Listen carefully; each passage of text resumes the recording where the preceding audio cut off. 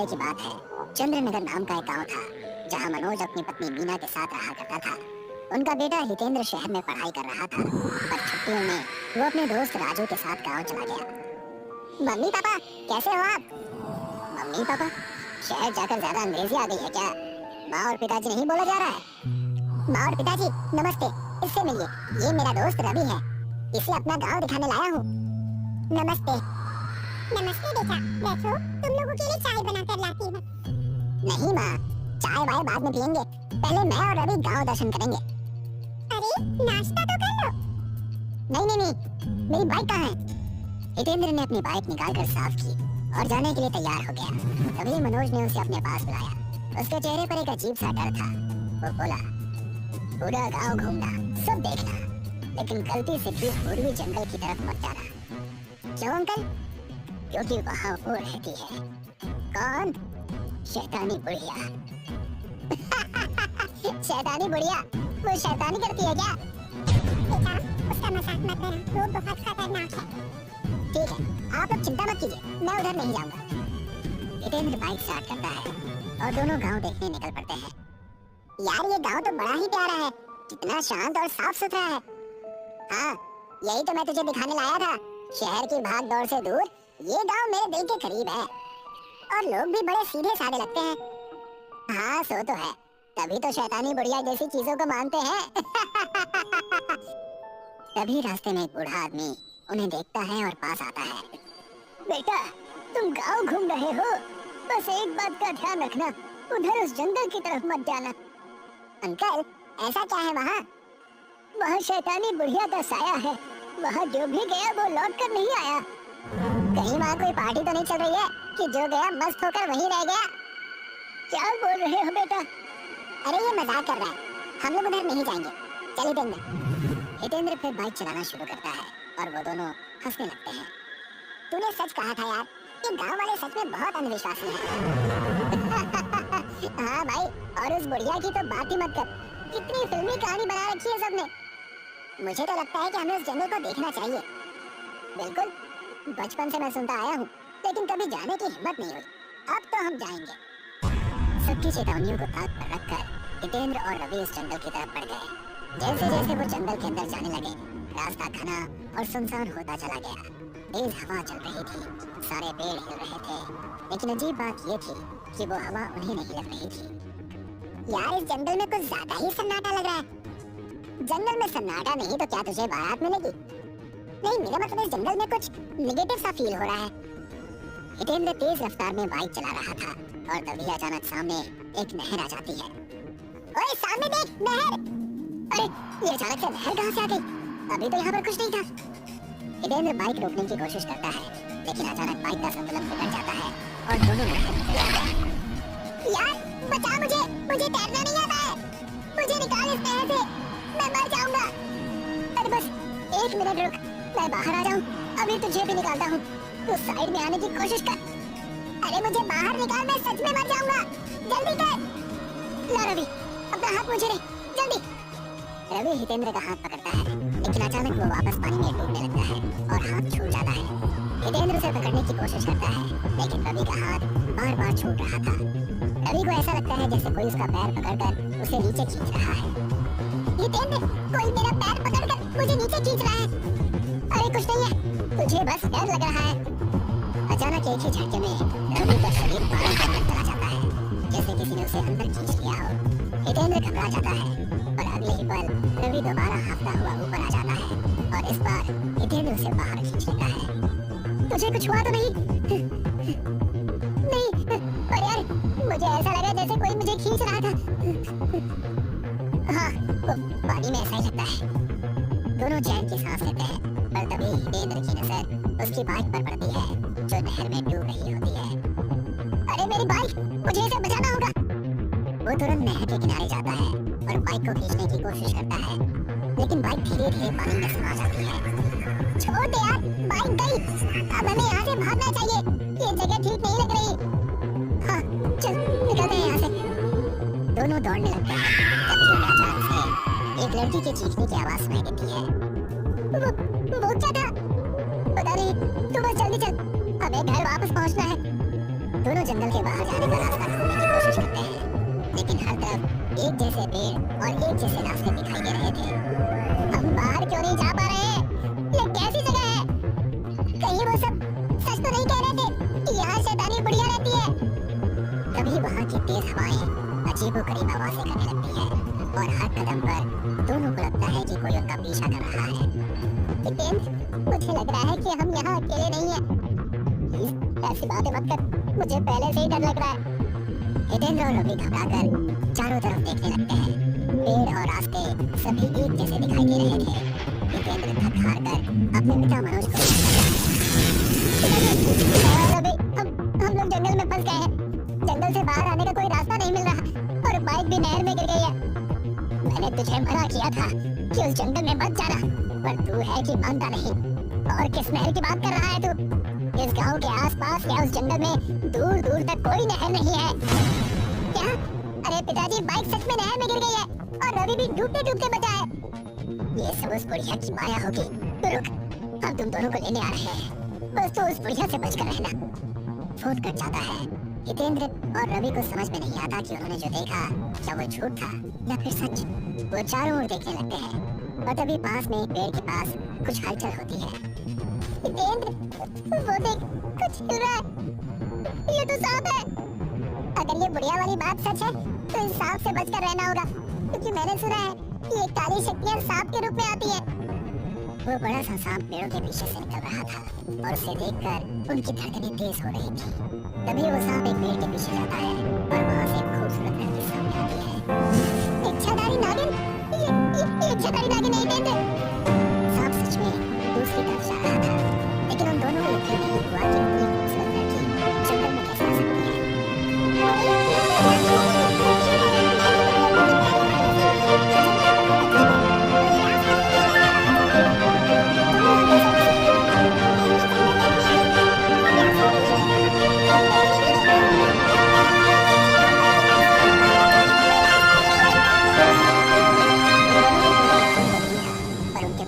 कोई और रास्ता भी नहीं था। अब वो तीनों मिलकर बाहर जाने का रास्ता ढूंढने लगते हैं, पर जितना ही वो कोशिश करते हैं उतना ही वो गहरे जंगल में फंसते जाते हैं। ये क्या हो रहा है? हम बार-बार उसी जगह पर क्यों वापस आ जा रहे हैं? यार, तू मुझे कहाँ लेकर आ गया? मैंने तुझे मना किया था। झूठे कहीं के, अब फंस गए तो कह रहा है कि मैंने मना किया था। पहले तो बड़ा एक्साइटेड था यहाँ आने के लिए। तभी अचानक हवा में एक अजीब सी धुंध फैलने लगती है। सामने से मनोज आता दिखाई देता है। वो लोग चैन की सांस लेते हैं। आप आ गए? हाँ मेरे बच्चे, तुम्हारे पापा तुम्हें लेने आ गए। चलो। थैंक गॉड अंकल, आप आ गए। ये मेरे पापा नहीं हो सकते। उन्हें तो पापा कहलवाना पसंद ही नहीं है। ये जरूर उस बुढ़िया की माया है, उस नहर की तरह। उसके इतना कहते ही मनोज एक काले साए में बदल गया और खौफ हो गया। हे भगवान, यहाँ क्या सच है और क्या झूठ, कुछ समझ ही नहीं आ रहा। लगता है हमारी मौत यहाँ लिखी हुई है। वो तीनों जितना आगे बढ़ने की कोशिश करते, हर तरफ वही पेड़ और वही रास्ते दिखाई देते। हर कदम के साथ डर और गहरा होता जा रहा था। जितेंद्र की हथेलियां पसीने से भीग गई और तभी रवि चिल्लाया, मैं अब और नहीं झेल सकता। ये लड़की सब कुछ कर रही है। ये वही बुढ़िया है।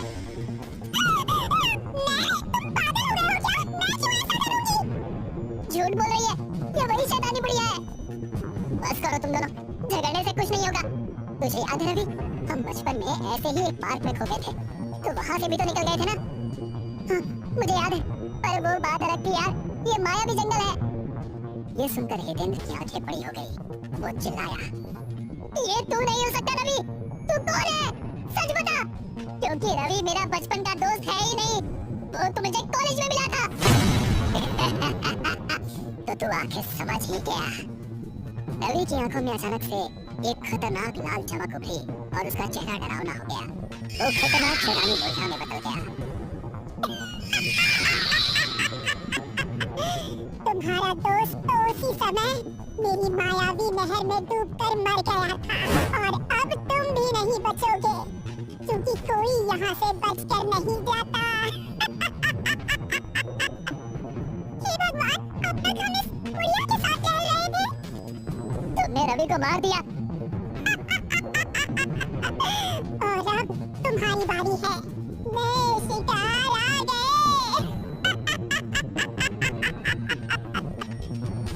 बुढ़िया अचानक उसका पीछा करती है।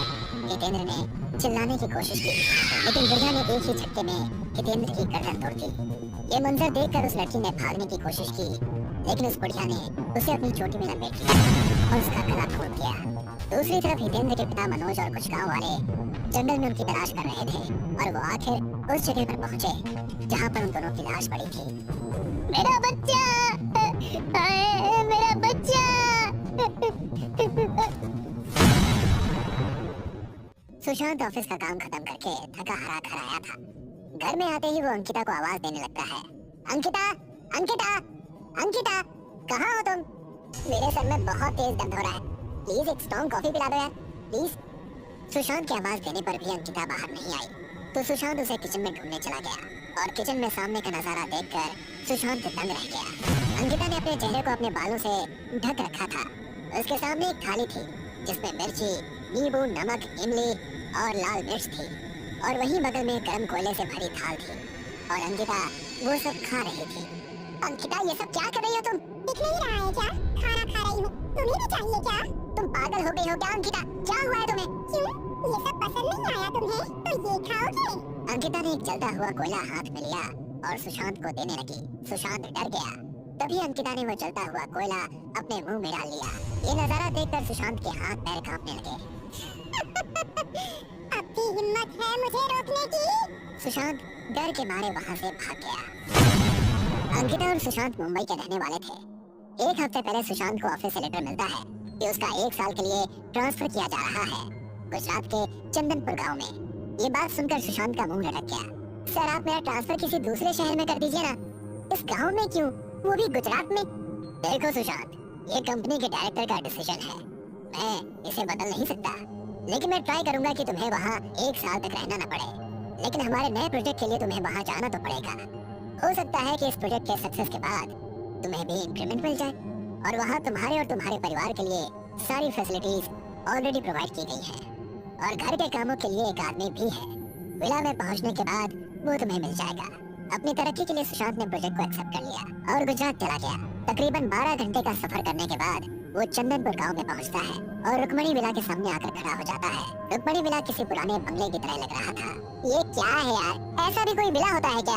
सुशांत, अब जो भी है, जैसा भी है, हमें इसी के साथ एडजस्ट करना है। सब अपना मुंह मत बनाओ और अंदर चलो। अंदर आते ही एक बूढ़े आदमी ने दरवाजा खोला। वो बूढ़ा आदमी बहुत शांत लग रहा था। अंदर आ जाओ बेटा। चाचा जी, आप? मेरा नाम रघु है बेटा, मैं इस पुराने विला की रखवाली करता हूँ। बेटा, तुम्हें एक बात बताना चाहता हूँ, यहाँ आए हो तो जरा संभल कर रहना। मैंने तुम्हारे साहब को भी समझाने की बहुत कोशिश की थी कि तुम्हें कहीं और रहने की जगह दे दे, लेकिन उन्होंने मेरी बात नहीं मानी। लेकिन आप ऐसा क्यों चाहते हैं कि हम यहाँ ना रहें? कुछ बातें ऐसी होती हैं जिन पर भरोसा नहीं किया जा सकता, लेकिन वो होती हैं बेटा। देखो, यहाँ ऊपर एक कमरा है जो कई सालों से बंद है, बस वहाँ मत जाना। सुशांत को कुछ समझ में नहीं आया। उसने चाचा जी की बातों पर ज्यादा ध्यान नहीं दिया। सब समझ में आ रहा है कि रघु चाचा यहाँ रहने से मना क्यों कर रहे थे। ये जगह ठीक नहीं है, अब इसका इलाज भी चाचा जी ही बता सकते हैं। सुशांत दौड़ते हुए चाचा जी के घर गया और उन्हें सारी सच्चाई बताई। बेटा, मैं जानता था कि ऐसा एक ना एक दिन जरूर होगा। रुक्मणी इतनी आसानी से नहीं जाने वाली। रुक्मणी? कौन रुक्मणी? और उसका हमसे क्या नाता? वो हमारे पीछे क्यों पड़ी है? रघु चाचा ने बताया कि 30 साल पहले गांव में रुक्मणी विला सबसे बड़ा विला था और उस विला में रुक्मणी अपने पति के साथ रहती थी। रुक्मणी का पति गजेंद्र रुक्मणी से बहुत प्यार करता था, इसलिए उन्होंने इस विला का नाम रुक्मणी रखा था। लेकिन किस्मत को कुछ और ही मंजूर था।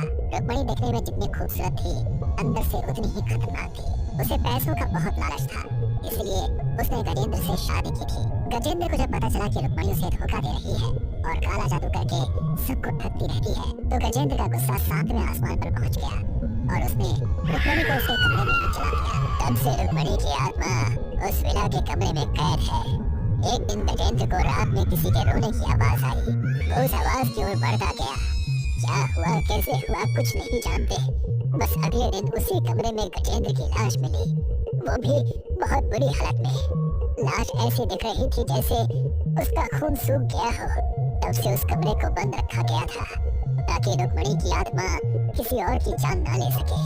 तभी सुशांत को याद आया कि उसका बच्चा अभी भी रुक्मणी विला में है। वो चाचा जी को लेकर रुक्मणी विला की ओर भागा। तभी अंकिता अपने बच्चे के पास आई। उसकी आंखों की पुतलियां सफेद हो गई थी और वो बच्चे के पास बेड पर बैठ गई। बहुत सालों बाद नरम नरम मांस खाने को मिलेगा। कहाँ से खाऊं तुम्हें? तुम्हारे मुलायम पैरों से या तुम्हारे सिर से? सिर से खाती हूँ, मजा आएगा।